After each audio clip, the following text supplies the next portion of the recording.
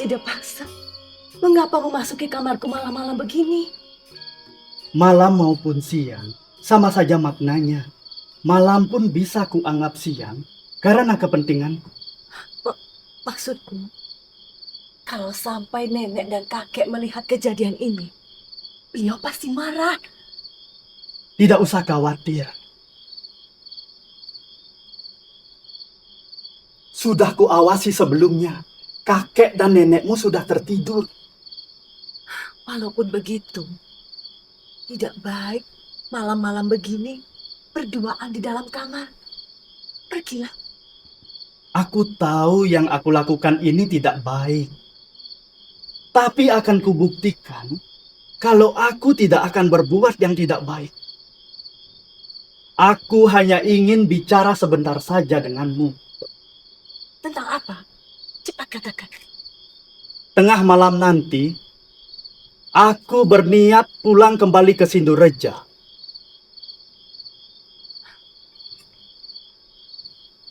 Kanda akan pulang ke Sindureja tengah malam nanti.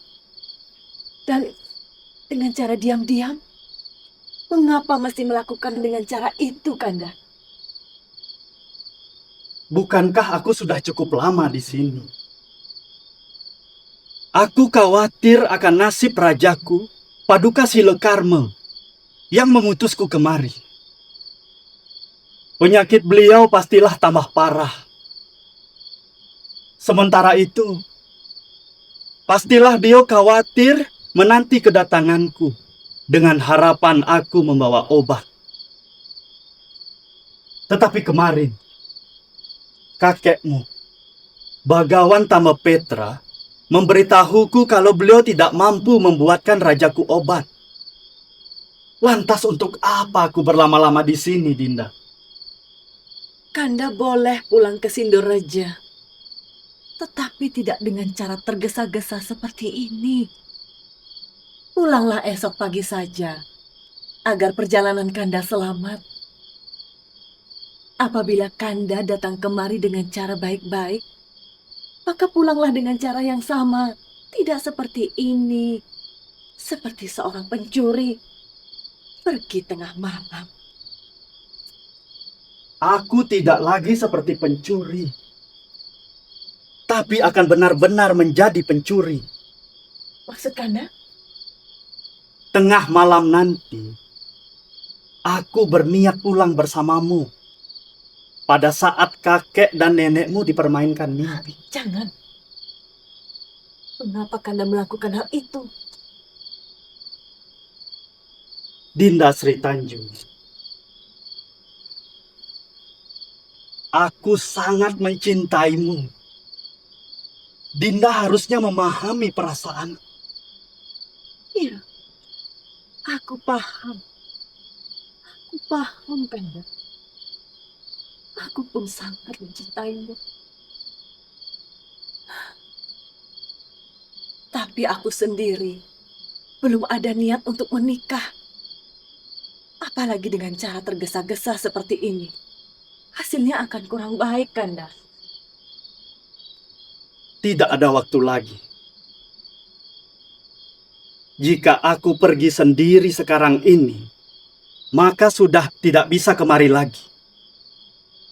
Malam inilah malam yang tepat untuk kita lari lalu menikah. Apa aku berani? Dindalah yang harus menjawabnya. Jika aku yang menjawabnya, maka dengan tegas kukatakan, berani.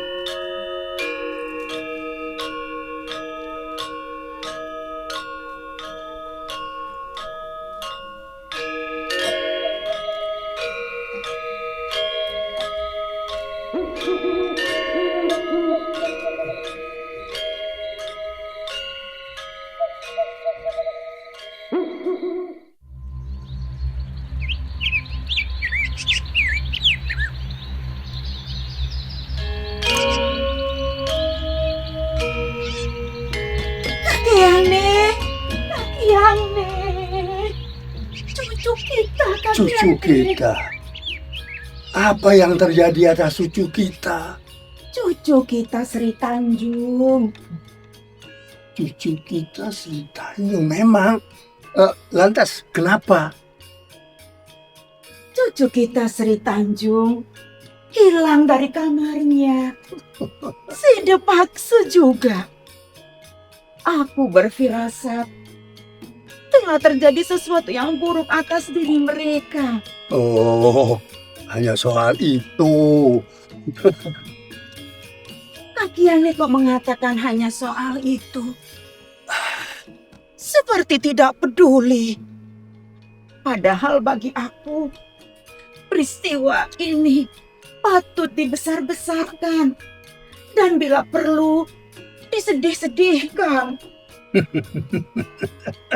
Niane, kuharap kau jangan terlalu gelisah dan cemas mengenai keselamatan mereka. Bagaimana mungkin aku bisa mengendalikan diri? Sri Tanjung, cucu kita tersayang. Apalagi pergi tanpa pesan. Niane, Sri Tanjung pergi untuk membangun rumah tangga dengan si Depaksa. Aku tahu pasti itu. Jadi dia kawin? Ya iyalah, karena masa remajanya telah berakhir. Oh, hilanglah semua.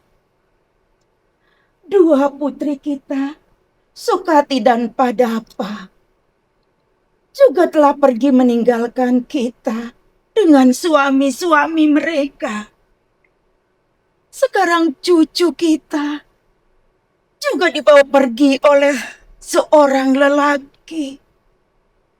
Dan yang sangat menyedihkan, si Depaksa tak jelas asal-usulnya. Bagaimana nanti cara menerangkannya? Jika suatu ketika ayahnya Sahadewa menanyakannya. Niame, aku yakin Sahadewa pasti menerima kenyataan ini. Si Depaksa adalah cucu kita juga. Si Depaksa cucu kita juga. Jadi Jadi ya tidak usah terlalu dikhawatirkan. Biarkanlah mereka itu pergi meninggalkan kita untuk mengarungi lautan rumah tangga. kalau saja niatnya ini disampaikan sebelumnya, tentu aku tidak dironta-ronta kecemasan seperti sekarang ini. Mereka adalah putra-putra kesatria yang memang pantas melakukan ya soal seperti itu. Untuk sebagai suatu pertanda bahwa keberanian mandiri dan tanggung jawab. Udahlah, tidak usah itu dipikirkan lagi. Aku akan lanjutkan Yulius Mana. Baiklah, Kak Kiai.